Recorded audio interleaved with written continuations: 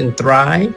Our directory is packed with listings for Black-owned businesses, nonprofits, and community organizations, as well as helpful tips and articles on a variety of topics. Subscribe to our YouTube channel and click the bell to be notified when we do a new video.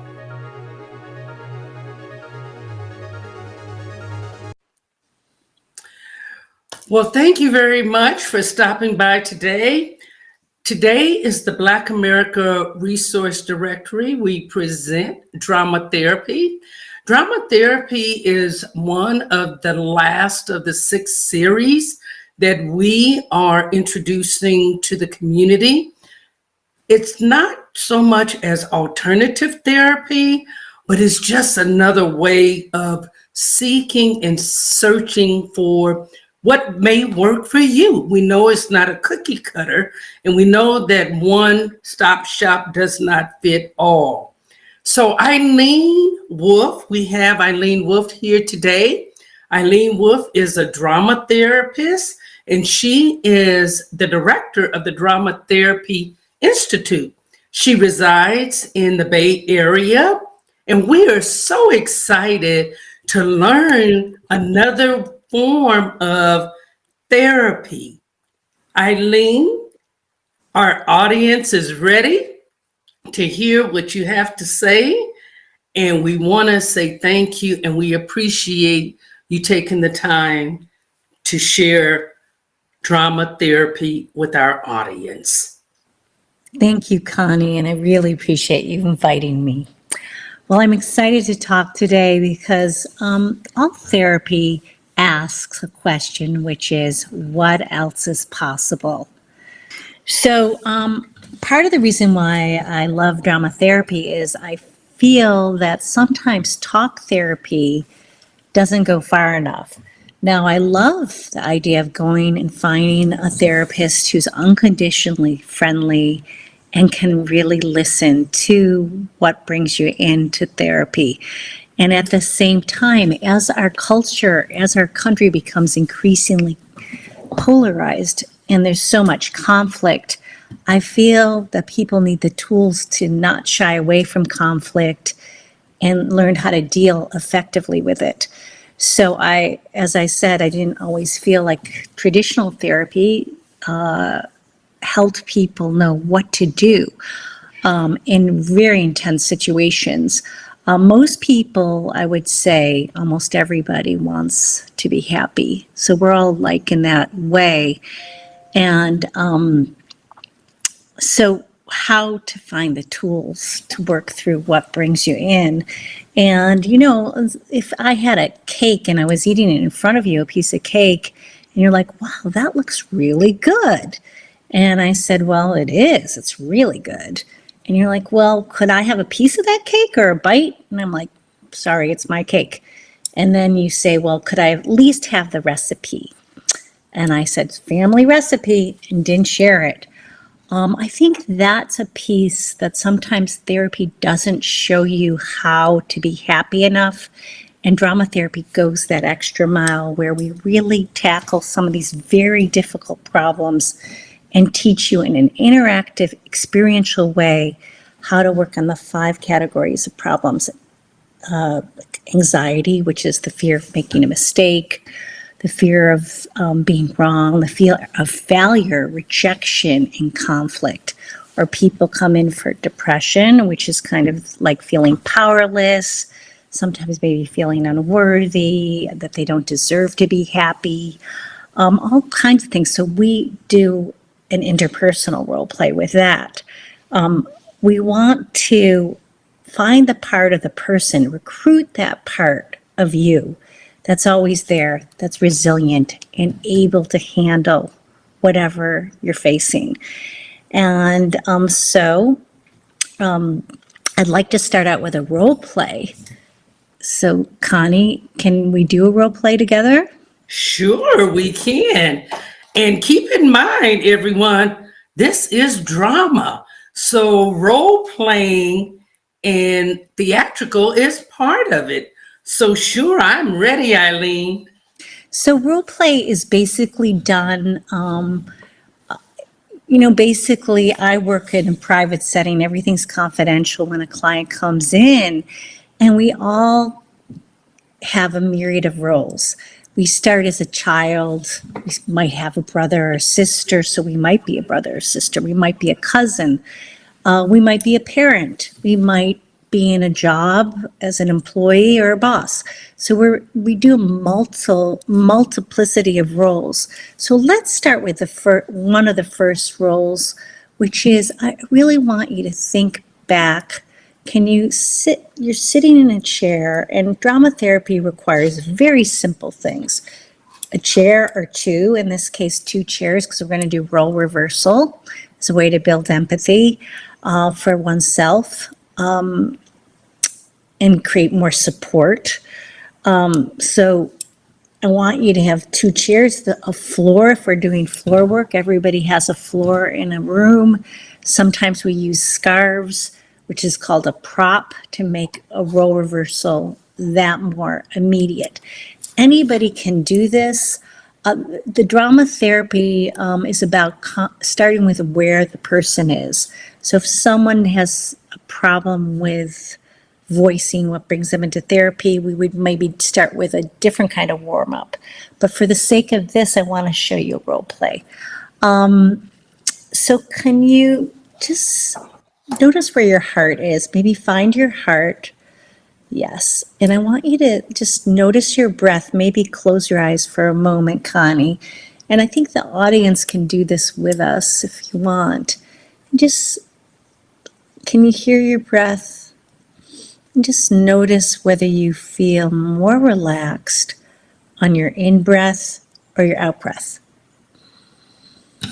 Good. Exactly. Can you say whether you feel more relaxed? My out breath, I think, in this case. Okay, good. Okay, can you think of a person? It could be someone you know, someone you used to know, or someone just historically, or someone even made up. Can you think of someone you admire? I admire a very, very close friend of mine who I've been knowing for over 40 years. What's her name? Her name is Mira. Okay, Mira. So I want you to get a chance to hear from Mira. So she's been a friend of yours for 40 years. Is she still alive? Yes, she is. Okay, that's nice. So what we're going to do is we're going to get a message from Mira. So can you switch chairs? If you don't have a second chair, just scoot your chair down, but I think you have a second chair. Do you have a second chair that you can switch chairs? Yes, but it's just a little bit, it's probably easier for me just to scoot over. It's okay, so we'll pretend like this is a second chair, so go ahead. All right. Okay. And now you're playing, and can you pick a scarf? So usually a drama therapist has a basket. This beautiful basket's from Botswana. And in the basket is a multitude of different colored scarves. And the client picks a scarf as a way to take on the role of another person. They choose the color. So can you pick a scarf? Sure. All right, great. And you're going to put that scarf over you. Yes, exactly. And you're going to turn toward Connie, Amira. So kind of face, yes, exactly. What would you like Connie to know? If you have a message to Connie, what would it be? I would say your resilience, your ability to be compassionate and kind to people, being creative and innovative, always been in a position where you think about the community and how important it is for people to be uplifted in the community and to be able to provide information has been your strong suit in terms of the things that I've been able to witness or experienced with you over the past 40 years. Wow. Okay, that is a good friend. Okay, so take the scarf off and then switch back to your other chair. Okay, yes, exactly. And what came up for you as you heard your close ally, Amira, talk to you? What did that mean to you to hear those words? Well, I wanted to touch my heart again because it felt heartfelt. It felt great, to have someone to acknowledge, some of the projects and some of the roads that you've traveled in order to either advance yourself or your loved ones or your community, and just being able to recognize that in me. So So, that felt great. so sometimes when women do a really good job, people don't think to acknowledge them. I mean, they just think they've got it covered. And so I could see how maybe sometimes people forget to mention, wow, you really are a resilient person who has the ability to be kind and compassionate. And you're highly creative, that's what she said, and innovative, and you really care about the community, and the community knows that. And so with any role play, what do you think it means to Amira that you are in her life? We don't know. So let's go back, scoop back, and go back with, so you're going to go back to Amira's role and put the scarf back on. Same scarf. Excellent. So, Amira, what does it mean to be close to Connie? It has been a journey of a valuable friendship. One that when we first met, didn't know that 40 years later that we would still be in each other's lives. So it has been remarkable to remain friends, advisor, guidance counselor, if you will, because if you can imagine 40 years going through the birth of her son, going through the loss of her own mother. So being there for her at those pivotal moments in her life has been a tremendous and rewarding feeling for me. Okay. And not everybody has a good friend. So that's very sweet. Okay, go back to your original position. Take off the scarf because you're no longer playing Amira.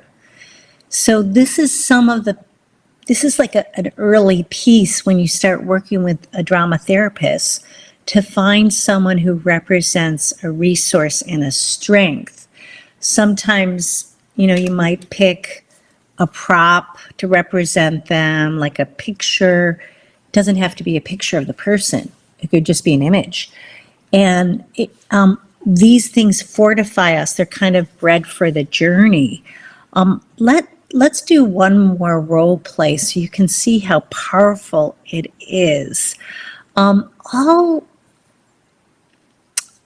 people are recruited to be the hero of their own story. That's what the therapist is really helping you be, to create a story that works for you and how to play it out. Sometimes, we don't feel up to going to therapy because we feel like, oh my God, it's going to be more pain, and I can't bear the idea of being in even more pain. But the truth is that we get very bogged down by our thoughts. And these thoughts are it's really more than our experience of, anguish, hardship. It's more the way we think about these things that keep the anguish going. So we learn. Someone I admire is James Baldwin, the writer, and he says, not everything that is faced can be changed, but nothing can be changed until it's faced. So sometimes we try to solve problems by, let's say,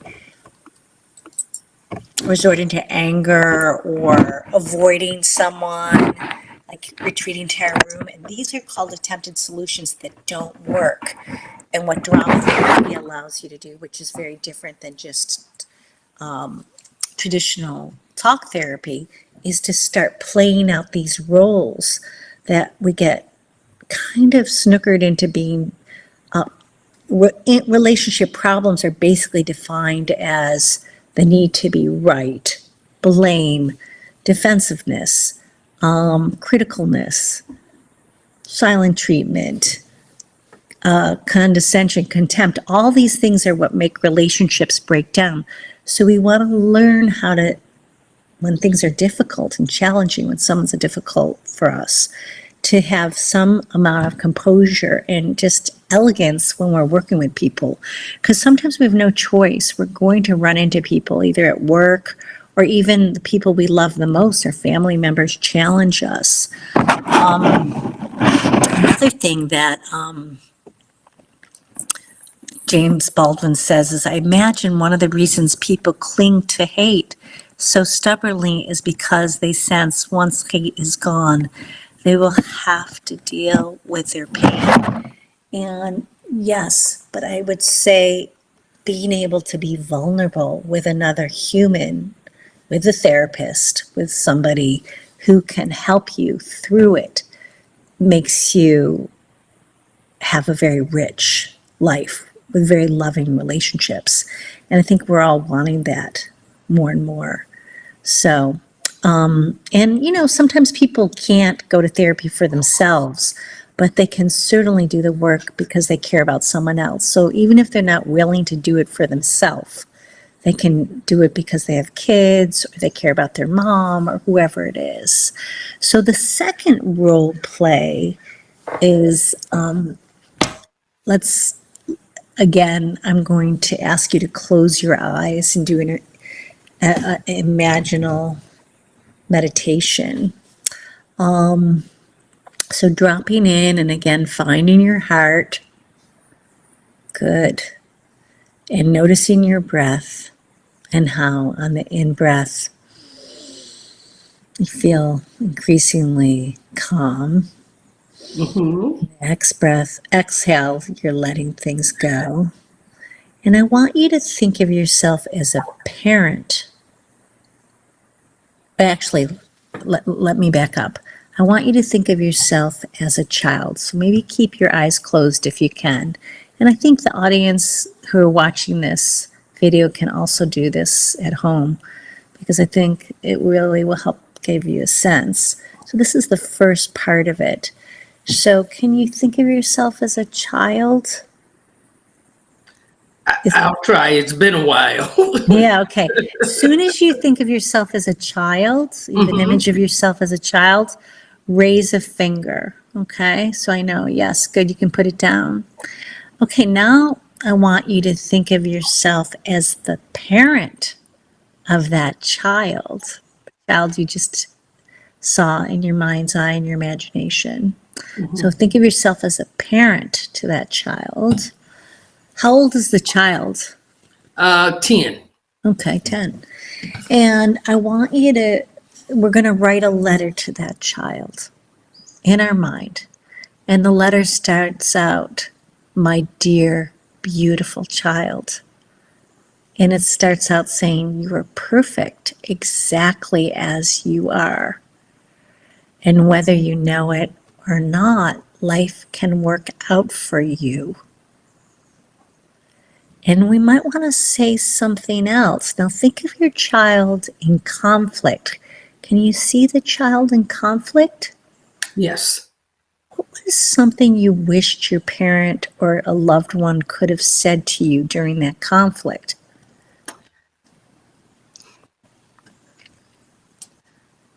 Life is not a bowl of cherries, and there is going to be ups and downs, and there's going to be times in which you don't understand some things because you're a child.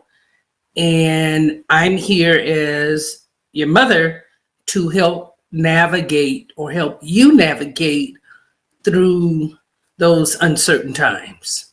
Okay, so now I'm going to double. Even though I'm the director, I'm going to double, and doubling is when you stand behind the person. Since we're doing this on Zoom, I obviously cannot stand behind you, but a double is someone who expresses something that might or might not be what the protagonist, you in this case, person working, is thinking. So you could say, I'm here for you no matter what. If that fits, you want to repeat that? I'm here no matter what. Yeah, I'm here for you. And sometimes things are scary when we grow up. And sometimes things are scary when we grow up. So it's natural to not know everything right now. So it's natural not to know everything right now. And that's okay. And that's okay. And so if we wanted to put that to drama therapy, we would, now what we're doing now, come back. You would come back to the room. Can you say something? So let's go back to your breath. Okay.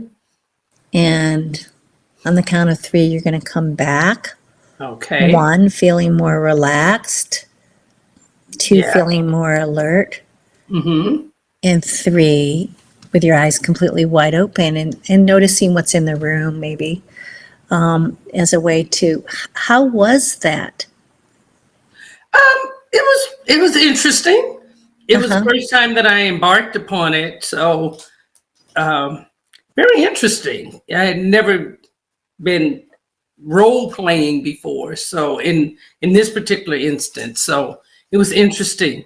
Well, this is the warm up. And then if we were to get into a role play, what we would do is maybe we would look to putting different scarves on the ground where you would, or even pieces of paper where you would break down what we just did in like the part of you that felt scared. You could go to that part and do one line as a child, times you felt scared, talk about that.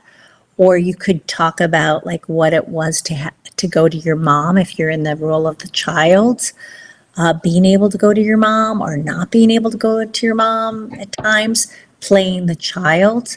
Or you could play the parent in a different role play where, again, you could have the different scarves on the floor or even different pieces of paper on the floor, past, present, future, what it means not to be able to completely protect your child, because we can't protect our kids all the way, and that creates a lot of anguish and heartbreak. These kinds of things where you would maybe say one line and from there start talking about these issues if these are issues in your family. So that would be the role play. Eileen, let me ask you a question because I know that we're running out of time. So our audience may have a couple of questions that they may want to ask. So I'm going to ask a couple of questions.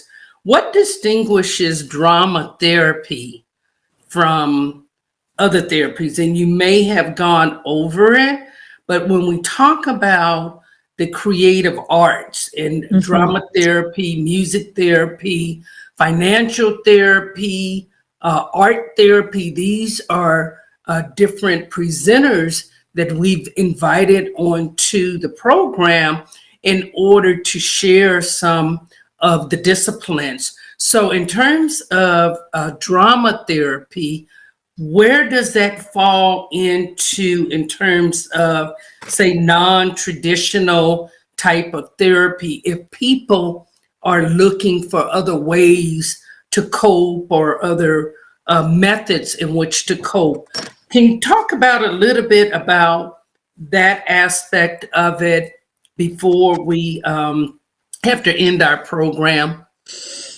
Yeah. I think where, in school, how people used to sit all day long and be very frustrated and often bored. And we want to encourage people to go back into their life and take an active role in changing the course of what's going on, whether it's an issue with your family. It's not just talking or describing a problem. It's actually using these role plays to warm up, to start identifying what you're really feeling, the ambivalence, the conflicted feelings from those, from that ambivalence, from that, from your torn feelings there's a lot of energy there and creates change, and you can do a lot of healing. I think it's great that you can invite all these different types of therapists in, but ideally a therapist should be able to do more than just listen and empathize, because if your life does not reflect the kind of work that you're doing in therapy, like if nobody knows you haven't made really significant change, where changes are really optimistic and work for you, then I would say maybe the therapy isn't going far enough. It's just more of the same. So drama therapy invites, through the warm-up, these different parts of you, the voices. It doesn't have to be a parent. It could be a child. It could be any aspect of your life. Like you could take the voice of loneliness. If loneliness is a big deal, which it is for most people, I know that in England they have these benches that are painted a different color. I think they're blue, and they're called talking benches. And if someone walks by and sees someone sitting on one of those benches, it's an invitation to have a conversation. Oh, really? Yeah, so we're very lonely as a culture, and we feel like these problems are way too big for us, which they are. So therapy has the audacity to ask if, no matter what, can you be happy despite everything, despite racism, despite global warming, all these things. And part of you is going to say, no, I'm not going to be happy because I'm idealistic and I'm not going to want to be happy when these problems exist.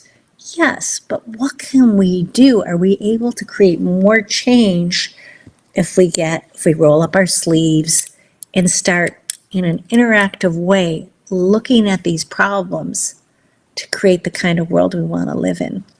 Well, I know that when you and I had talked earlier, James Baldwin, just like myself, is one of my favorite authors.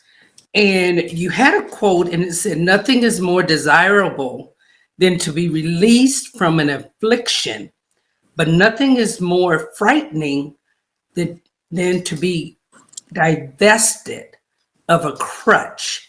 And I thought that was so remarkable in terms of the quotes that you had identified for this presentation.